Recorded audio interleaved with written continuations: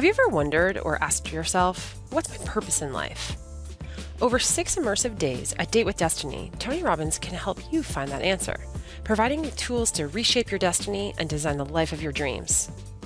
Date with Destiny is Tony's favorite event, and it's the one you might have seen in that Netflix documentary, I Am Not Your Guru. Here's what happens, though, over those 6 days. You start out by gaining a deep understanding of what truly motivates you. Then you identify the triggers that create pain and pleasure in your life, and learn the strategies to eliminate pain for good. Finally, you'll learn how to ignite or reignite your passion to achieve your ultimate vision of your life, career, finances, health, and relationships. As Tony says, it is in your moments of decision that your destiny is shaped. This is your chance to make the ultimate breakthrough and to start living the life you desire and deserve. To learn more about Date with Destiny, visit www.tonyrobbins.com/destiny.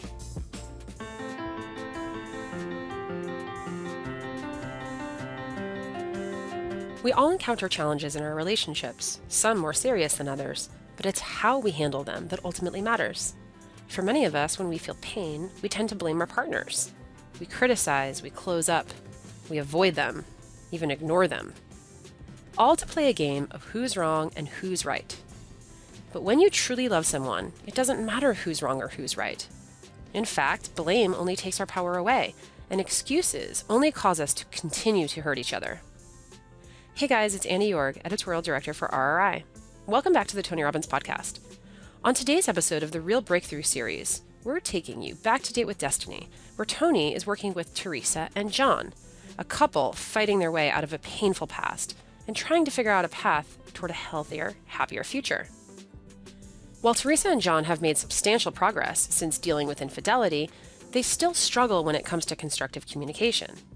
They're slipping back into old ways and making excuses for their behavior, shirking responsibility for their actions. But it's clear they're still deeply in love and they're committed to finding a better way. What Tony does is help them see that if you're having problems in your relationship and feeling pain, it's because you're focused on yourself, not your partner. He helps them see that you cannot continue to focus on what you're not getting and what your partner's not giving you.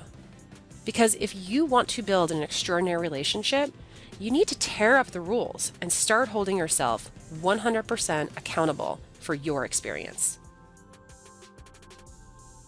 So I like you have a pre-Sage and post-Sage. I have a pre-Tony and post-Tony world. Okay. Thank you for that. Oh, this Tony or a different Tony? No, you. Oh, okay. Well, thanks for that. And so my story is in my pre-Tony world, sometimes I was unseen and not understood. And in the unsafe specifically, and I just wanted to share because I think it's so unconscious, was not feeling protected in moments of, the story was, I was at a dog park and I got in a fight with another dog owner. And the next time going, I wanted him to come with me. Yes. And I had to ask. I mean, God forbid, right? But I had to ask.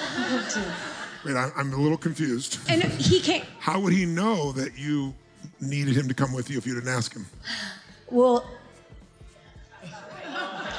because I had to go again. I understand, but how would he know that? He didn't. Yeah, that's right. And then you were mad. I wasn't mad. Oh, what, we hurt? Yeah.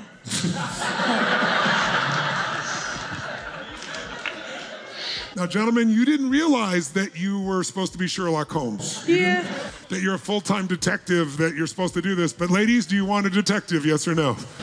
Yes, because what girls do is they leave little hints of things. So a girl that cares will hear that hint and go, tell me more. But the guy just goes, okay, I understand, and moves on. Because what's he looking to do? Take every problem, make it small, and get rid of it so we can move on to beautiful stuff. And she's want to make it much bigger and show that you love me by feeling for me and my fear and then walking me there, which I bet he would have done. If she would have said, honey, I don't know if you remember, but I went to that dog park and I had kind of an altercation, which, by the way, his mind is it's not an altercation. You're not cut, you're not beat up. You probably just had you said something to each other, which in a guy's world, saying something doesn't mean, right? It takes really, really intense words for a guy to think it's really an issue. And by the way, once it's done and nothing happens, it's over. So what was it? Did you guys have a fist fight? Did she stab you? What did she do? It was Just a so I guy. know. No, it was a guy. Oh, it was a guy. And what did he do? He yelled at me a lot. A lot. Yeah. Okay, what if he yelled at you? What did he yell at you? Well, Why did he yell at you? because my dog was humping his dog. Now, so technically it's not your fault. But it is your responsibility because it's your dog. In my business, I had a time in my business where it looked like the company's going bankrupt and everybody told me how to go bankrupt, and it was not my fault. I didn't make any of those decisions to do it, but it's my company. So who's responsible still? I am, 100%. So I couldn't go bankrupt because I couldn't do that to someone else because I don't want that done to me. So I just want you to see she's being very sincere, and I hope you feel not attacked because I'm not coming from that place. I want you, me, all of us to see the insanity of our rules. And on the feminine side, there are hidden rules that the guy's supposed to know. And if you have to tell him, he gets no points. Right? Look at that. Can you, even for a moment, see how insane that is? Oh, absolutely. But you still want to do it. Yeah. Just to finish the story as quickly as possible, if that's possible. He got upset with you and said what? That I had no control over my dog. Said what? That I had no control over my dog. Isn't that true? Well, yeah. But what does that matter?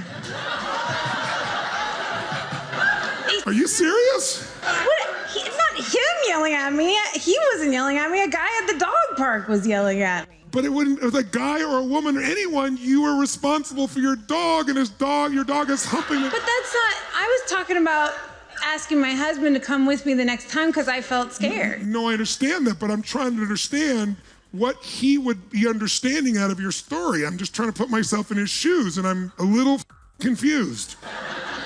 This is the nail, right? I'm confused!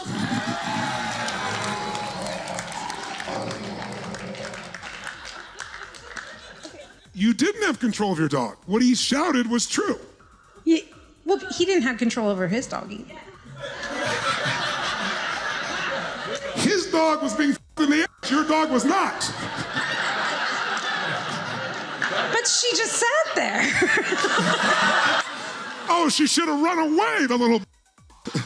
But he yelled at something to you. And when he yelled, what do you mean he yelled? He got in my face and started screaming at me. Did he scream or did he talk loudly?